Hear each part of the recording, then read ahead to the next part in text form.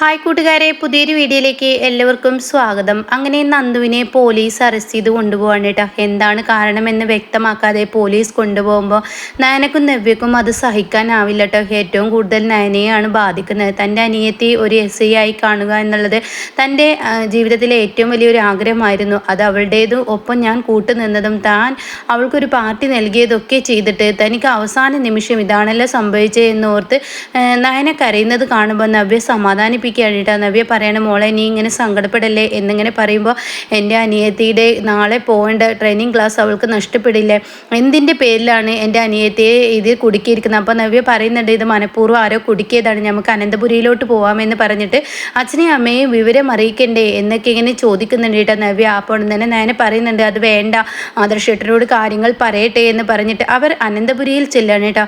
അനന്തപുരിയിൽ വന്നിറങ്ങുന്നത് നവ്യ എങ്ങനെ ഇറങ്ങുമ്പോൾ നയന ആകെ തളർന്ന് കരഞ്ഞുകൊണ്ടായിരിക്കും. ഇത് കാണുന്ന ദേവയാനിക്ക് പിടിച്ചു നിൽക്കാൻ കഴിയില്ല. ദേവയാനി ആണെങ്കിലും ആകെ സങ്കടപ്പെട്ട് നിൽക്കണം കേട്ടോ. ഈ സമയമാണ് അനാമികയ്ക്ക് തൻ്റെ അച്ഛൻ്റെ വിളി വരുന്നത് കേട്ടോ. അച്ഛൻ്റെ വിളി കാണുമ്പോൾ തന്നെ അനാമികയ്ക്ക് സന്തോഷമായി. അച്ഛാ എന്തെങ്കിലും സാധിക്കുമോ, അവളെ ഇന്ന് പാർട്ടി കൊടുക്കാൻ വേണ്ടി അവരെല്ലാവരും ഇവിടെ നിന്ന് പോയിരിക്കുന്നു, എന്നാൽ ഞാൻ പറഞ്ഞ ആഗ്രഹം സാധിക്കുമോ? തീർച്ചയായും എൻ്റെ മോൾ എനിക്ക് മുന്നിൽ ഒരു ആഗ്രഹം പറഞ്ഞിട്ടുണ്ടെങ്കിൽ അത് സാധിക്കാതിരിക്കില്ല ഈ അച്ഛൻ. അത് സാധിച്ചിരിക്കുന്നു. അവളെ പോലീസ് അറസ്റ്റ് ചെയ്തിരിക്കുന്നു. എന്താ അച്ഛാ ചെയ്തത്, എന്താണ് അവളുടെ പേരിൽ കൊടുത്ത കേസ് എന്ന് ചോദിക്കുമ്പോൾ അതെ, ആ പയ്യനെ അടിച്ച് ശരിപ്പെടുത്തി എന്നൊരു കേസാണ് കൊടുത്തിരിക്കുന്നത് എന്ന് പറയണം കേട്ടോ. ഇത് കേൾക്കുന്നതിനോട് കൂടിയിട്ട് അനാമികയ്ക്ക് അങ്ങ് സന്തോഷമാവാണ്. അപ്പോൾ ഉടൻ തന്നെ കള്ളികളൊന്നും വെളിച്ചത്ത് വരികയില്ല. അവൾ വേണ്ട പണം അവൾക്ക് വാരി എറിഞ്ഞിട്ടുണ്ട്, അതുകൊണ്ട് തന്നെ അവൾ പറഞ്ഞിട്ടാണ് അടിച്ചത് എന്നൊന്നുമില്ല. എന്തായാലും രണ്ടുപേരും നമുക്കൊപ്പം നിൽക്കുന്നവരാണ്. അതുകൊണ്ട് തന്നെ ഇത് കേസായി മുന്നോട്ട് നീങ്ങുകയും ഇതിന് എന്തായാലും അവൾക്ക് ആ ജോലി നഷ്ടപ്പെടുകയും അവൾ ഒരിക്കലും ഒരു പോലീസുകാരി ആവുകയും ചെയ്യില്ല എന്ന് പറയുമ്പോൾ അനാമികയ്ക്ക് സന്തോഷം കൊണ്ട് തുള്ളുമ്പോഴാണ് താഴത്തെ ഇങ്ങനെ നയനെ കരഞ്ഞും കൊണ്ട് വരുന്നത് കേട്ടോ. അച്ഛൻ ഒന്ന് ഫോൺ വെച്ച്, താഴത്തെ അവളുടെ കരച്ചിൽ കേൾക്കാനുണ്ട്, ഞാനൊന്ന് പോയി നോക്കട്ടെ എന്ന് പറഞ്ഞിട്ട് ഫോൺ കട്ട് ചെയ്യുന്നു കേട്ടോ. ഈ സമയം രേവതി, ഇപ്പോഴാണ് നിങ്ങൾ എൻ്റെ മോളുടെ അച്ഛനായത്, നിങ്ങൾ ഇപ്പോഴെങ്കിലും അവരെ അടിച്ച് തളർത്തിയല്ലോ. ആ പെണ്ണ് ഒരിക്കലും പോലീസുകാരി ആവാൻ പാടില്ല, ആ പെണ്ണിനെ ഒരിക്കലും പോലീസുകാരി ആക്കരുത്. മൊട്ടച്ച് പോലീസ് ആയിക്കഴിഞ്ഞാൽ തീർച്ചയായും എന്നെയും നിങ്ങളെയൊക്കെ ശരിപ്പെടുത്തുമെന്നുള്ള കാര്യം ഉറപ്പാണ്. അത് നമ്മുടെ മോള് പറയുന്നത് ശരിയാണെന്നൊക്കെ പറയുമ്പോൾ അതിനെല്ലേടി ഈ ഞാൻ ഇരിക്കുന്നതെന്ന് പറയാൻ കേട്ടോ. എന്നാൽ ഈ സമയം നയനയുടെ കരച്ചിൽ കണ്ട് രേവതിക്ക് സഹിക്കുന്നില്ല. അപ്പോഴേക്കും ആദർശിൻ്റെ അച്ഛൻ ജയനു എത്തിയിരിക്കുന്നു. അങ്ങനെ അനാമിക ഒന്നും അറിയാത്തതുപോലെ അങ്ങോട്ടേക്ക് വരികയാണ്. ഈ സമയമാണെങ്കിലോ ആദർശിൻ്റെ അച്ഛന് ദേവയാനി അങ്ങ് ചോദിക്കണം, എന്തു പറ്റി മോളെ എന്ന് പറഞ്ഞിട്ട് തൻ്റെ ഉള്ളിൽ വെച്ചിരിക്കുന്ന ആ സ്നേഹം നയനയുടെ കരച്ചിൽ കാണുമ്പോൾ പുറത്തോട്ട് ചാടുമ്പോഴേക്കും ആദർശിൻ്റെ അച്ഛൻ ചോദിക്കും, എന്താ നവ്യ ഉണ്ടായത്, എന്തിനാ നയനമോള് കരയുന്നത്, നിങ്ങൾ രണ്ടുപേരും പുറത്ത് പോയതല്ലേ, എന്താ പ്രശ്നമുണ്ടായത് എന്നൊക്കെ പറയുമ്പോൾ നയനെ പൊട്ടി കരയണേട്ടാ. അപ്പം നവ്യ പറയണേ, നന്ദുവിന് ഞങ്ങൾ നല്ലൊരു പാർട്ടിയൊക്കെ കൊടുത്ത് അവൾക്ക് വേണ്ട ഡ്രസ്സുകളൊക്കെ എടുത്ത് പുറത്ത് നിന്ന് ഇറങ്ങുമ്പോൾ നന്ദുവിനെ പോലീസ് അറസ്റ്റ് ചെയ്തു എന്നോ, എന്താ ഈ പറയുന്നത്? അത് കേട്ട അനാമിക പറയണം, അവളെ പോലീസ് അറസ്റ്റ് ചെയ്തെങ്കിൽ അതിശയമുള്ളൂ, അവളുടെ കയ്യിലിരിപ്പ് അങ്ങനെയാണല്ലോ, അവളെ ഓരോരുത്തർക്കും ഓരോ സമയത്ത് ഓരോ പണിയല്ലേ കൊടുക്കുന്നത്, എല്ലാവരും ഇപ്പോൾ എന്നെയും എൻ്റെ അച്ഛനെയും പോലെ ആവില്ലല്ലോ, ഞങ്ങളെ ഒരു ദിവസം ഇരുട്ടിലടിച്ചെങ്കിലും എന്നിങ്ങനെ പറഞ്ഞിട്ട് അങ്ങ് പകുതിയാക്കുമ്പോൾ അവിടെ ഉടൻ തന്നെ ദേവയാനി ഇങ്ങനെ അനാമികയെ നോക്കണം കേട്ടോ. എടി, നീ തന്നെ ഇതിൻ്റെ പിറകിൽ കളിച്ചതെന്ന് എനിക്കറിയാം, എന്നാൽ ഇത് ഞാൻ വെറുതെ വിടില്ല.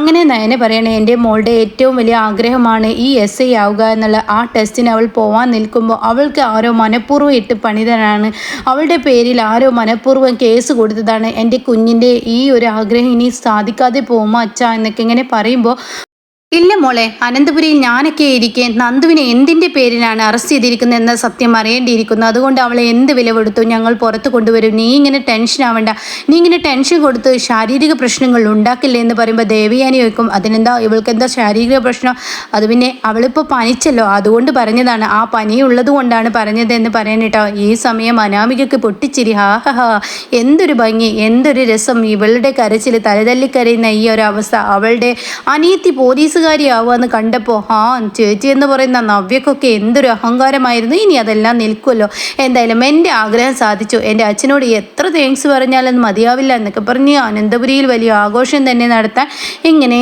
അനാമിക ചിന്തിക്കുന്നു കേട്ടോ. എന്നാൽ ഈ സമയം ദേവയാനി ആണെങ്കിലോ ഇങ്ങനെ നിൽക്കുന്നുണ്ട്. അപ്പോൾ ദേവയാനിയുടെ മുന്നിൽ നവ്യ പറയണേ, എൻ്റെ അനിയത്തിയെ മനഃപൂർവ്വം ആരോ കേസിൽ കുടുക്കിയതാണ്, അവളൊരു തെറ്റും ചെയ്യില്ല, അവളുടെ ഏറ്റവും വലിയ സ്വപ്നമാണ്, ഈ സ്വപ്നം ആരെങ്കിലും തടയിട്ടിട്ടുണ്ടെങ്കിൽ തീർച്ചയായും അതിന് ഞങ്ങൾ തിരിച്ചടി കൊടുക്കും കൊടുക്കുക എന്നൊക്കെ ഇങ്ങനെ പറയുമ്പോൾ മോളെ നിങ്ങളൊന്നും തിരിച്ചടി കൊടുക്കണ്ട, ഞാൻ തന്നെ തിരിച്ചടി കൊടുത്തോളാം. എൻ്റെ മകൾ എനിക്ക് ലിവർ തന്ന നയനയുടെ ആഗ്രഹങ്ങൾ സാധിപ്പിച്ചു കൊടുക്കുക എന്നുള്ളത് എൻ്റെയാണ്. എൻ്റെ മോളുടെ കണ്ണിൽ നിന്നും കണ്ണുനീർ തുള്ളികൾ വീഴുമ്പോൾ അത് ചോരത്തുള്ളികളായിട്ടാണ് എനിക്ക് തോന്നുന്നത്.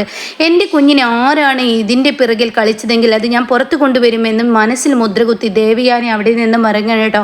പിന്നീട് ദേവയാനി പോകുന്നത് നേരെ ഒരു വക്കീലിനെ കാണാനാണ്. വക്കീലിനോട് പറയണം ഇതിൻ്റെ പിറകിൽ ഞാനാണെന്ന് അറിയരുത്, എന്തായാലും ആദർശ് പറഞ്ഞിട്ടോ അതല്ലെങ്കിൽ അനന്തപുരിയിൽ ആരെങ്കിലും പറഞ്ഞിട്ടാണ് ഈ കേസിന് മുന്നിട്ട് ഇറങ്ങുന്നത്, അല്ലെങ്കിൽ ആരും വെളിപ്പെടുത്തണ്ട, ആരും ഒരാൾ ഞങ്ങളോട് ആവശ്യപ്പെട്ടു എന്ന് പറഞ്ഞത് പ്രകാരം നന്ദുവിനെ പുറത്തിറക്കണം, എന്താണ് നന്ദുവിൻ്റെ പേരിലുണ്ടായ കേസ് എന്ന് ആദ്യം അന്വേഷിച്ചിട്ട് വാ എന്ന് പറഞ്ഞിട്ട് ദേവയാനി പുറത്ത് നിൽക്കുമ്പോൾ വക്കീൽ അന്വേഷിക്കാൻ വേണ്ടി ചെല്ലാണ് കേട്ടോ. അപ്പോൾ ഉടൻ തന്നെ അവിടെ ചെല്ലുമ്പോൾ എന്താണ് ഇവളുടെ പ്രശ്നം, ഇവളുടെ പേരുള്ള കേസ് എന്താ എന്നിങ്ങനെ വക്കീൽ ചോദിക്കുകയാണ്. നന്ദു എന്ന പറയുന്ന ആളെ ജാമ്യത്തിലെടുക്കാൻ വന്നതാണ്. അയ്യോ അങ്ങനെ അങ്ങ് ജാമ്യം തരാൻ പറ്റില്ലല്ലോ, നടു റോഡിൽ ആളുകൾ കാണിക്കിയ വിധത്തിൽ ഒരു പയ്യനെ ഇടിച്ച് പരുവമാക്കിയാണ് ഇവളെപ്പോലെയുള്ള ക്രിമിനലുകളൊന്നും പുറത്തു വിടാൻ പറ്റത്തില്ല, ഇത് ജാമ്യം തരാൻ പറ്റില്ല എന്നിങ്ങനെ പറയുമ്പോൾ ആ വീഡിയോയും കൂടി കാണിച്ചു കൊടുക്കുന്നു കേട്ടോ. ആ വീഡിയോ അങ്ങ് കാണുന്നതിനോട് കൂടിയിട്ട് ഈ ഒരു വക്കീൽ പറയണേ എനിക്കറിയാം എങ്ങനെ ഇവളെ പുറത്തിറക്കണമെന്ന് എനിക്കറിയാം എന്നിങ്ങനെ പറയട്ടെ, ഇതാരാണ് ഈ പരാതി തന്നിരിക്കുന്നത് എന്ന് വക്കീൽ ചോദിക്കുമ്പോൾ ആ പെൺകുട്ടിയെയും കാണിച്ചു കൊടുക്കുന്നു കേട്ടോ. ആ പെൺകുട്ടിയെ കാണുന്ന നന്ദു ഒന്ന് ഞെട്ടിപ്പോവാണ്. എടി ഭീകരി, നീ എന്നെ കുടുക്കിയതാണല്ലേ എന്നിങ്ങനെ നന്ദു ഉറക്കെ വിളിച്ച് പറയുമ്പോൾ വക്കീൽ ഇത് ശ്രദ്ധിക്കുന്നു കേട്ടോ. അപ്പോൾ ഉടൻ തന്നെ ആ പെൺകുട്ടിക്കാണെങ്കിലും നന്ദുവിനെ ഫേസ് ചെയ്യാൻ ഒരു ബുദ്ധിമുട്ടുണ്ട്. അപ്പോൾ അവൾ പറയണേ എൻ്റെ ഭർത്താവാണ്, ആ ഭർത്താവിനെ ഇവൾ നടുറോട്ടിലിട്ട് വെറുതെ അടിച്ചതാണ്, ഞാൻ ഇവരുമായുള്ള വഴക്കിൽ ഈ പെൺകുട്ടി കയറി ഇടപെട്ട് നടുറോട്ടിലിട്ട് അങ്ങേരിപ്പോൾ അവശ്യ നിലയിലാണ് എന്നൊക്കെയുള്ള വാക്കുകൾ പറയുന്നു. എന്നാൽ ഇതൊക്കെ കേട്ട് വക്കീൽ ഇറങ്ങിപ്പോവാണ് ദേവയാനിയുടെ അടുത്തോട്ട്. ദേവയാനിയോട് കാര്യങ്ങൾ പറയണം. ആ പെൺകുട്ടിക്ക് ജാമ്യം കിട്ടാൻ ബുദ്ധിമുട്ടാണ്, അതുകൊണ്ട് മാഡം ഇനി എന്ത് ചെയ്യും, അങ്ങനെയുള്ള കേസുകളാണ് ആ പെൺകുട്ടിയുടെ പേരിൽ എഴുതി പിടിപ്പിച്ചിരിക്കുന്നത്, അതിൻ്റെ ഭാവി ജീവിതം SI ആവുക എന്നുള്ള ആ ട്രെയിനിങ് ക്ലാസ്സിന് പോവുക എന്നുള്ള മോഹം ഇവിടെ വെച്ച് അവസാനിപ്പിക്കേണ്ടി വരും എന്ന് പറയുമ്പോൾ ആഹാ അങ്ങനെയോ, എന്നാൽ അത് അറിഞ്ഞിട്ട് തന്നെ കാര്യം, അവൾ SI ആവണമെന്ന് അവളുടെ മനസ്സിൽ ഒരു ആഗ്രഹമുണ്ടെങ്കിൽ അത് ഞാൻ സാധിപ്പിച്ചു കൊടുക്കുമെന്ന് പറയാണ്. പിന്നീട് ദേവയാനി ഇവളെയും കാത്ത് ദേവയാനി നിൽക്കുകയാണ്. അങ്ങനെ ദേവയാനി ഇനി ആ പെൺകുട്ടിക്ക് കിടുക്കൻ മറുപടികളും കിടുക്കൻ കൈയിൻ്റെ ചൂട് അറിയുമ്പോഴും അവളെ കൊണ്ട് തന്നെ ആ കേസ് പിൻവലിച്ച് നന്ദുവിനെ പുറത്തിറക്കുന്ന ആ കിടില രംഗമാണ് കേട്ടോ നമുക്ക് മുന്നിൽ കാണാൻ ഇരിക്കുന്നത്. എന്നാൽ ഈ സമയം അനാമികയാണെങ്കിലോ ജലജയോടും ജാനകിയോടൊക്കെ ഇത് പറയാണ്. എന്തായാലും അവളുടെ അനിയത്തി SI ആവുക എന്നുള്ള പ്രതീക്ഷയിൽ ഈ നവ്യ എന്ന് പറയുന്നവൾ നയൻ എന്ന് പറയുന്നവൾ ഇവിടേക്ക് കിടന്ന് കാട്ടിക്കൂട്ടിയത് എന്താ. അപ്പോൾ ജാനകിയും ജലജയും പറയാം ശരിയാണ്, അവരുടെ ആ ഒരു പെരുമാറ്റം, അപ്പോഴെന്ന് SI ആയിക്കഴിഞ്ഞാൽ അവിടെയൊക്കെ ജീവിതം ആകെ മാറി മറിയും, അവൾ വെറുതെ കേസെടുക്കാനും മടിക്കില്ല, അതൊന്നും ഇനി നടക്കത്തില്ല എന്നിങ്ങനെ പറഞ്ഞിട്ട് കാര്യങ്ങൾ വ്യക്തമാക്കാനായിട്ട് അവളെ ഏതോ ഒരു പയ്യനെ നടുറോട്ടിലിട്ട് ഒരു പെണ്ണിൻ്റെ ഭർത്താവിനെ അടിച്ചു എന്നോ കാമുകനെ അടിച്ചു എന്നോ എന്തൊക്കെയാണ് പറഞ്ഞു കേൾക്കുന്നത്, എനിക്കൊന്നും അറിയില്ല എന്ന് പറയുമ്പോൾ ഹെടി ഭീഗിരി നീ തന്നെയാണ് ഇതിൻ്റെ പിറകിൽ കളിച്ചതെന്ന് എനിക്കറിയാമെന്ന് ജലജ മനസ്സിൽ കുറിക്കുന്നു കേട്ടോ.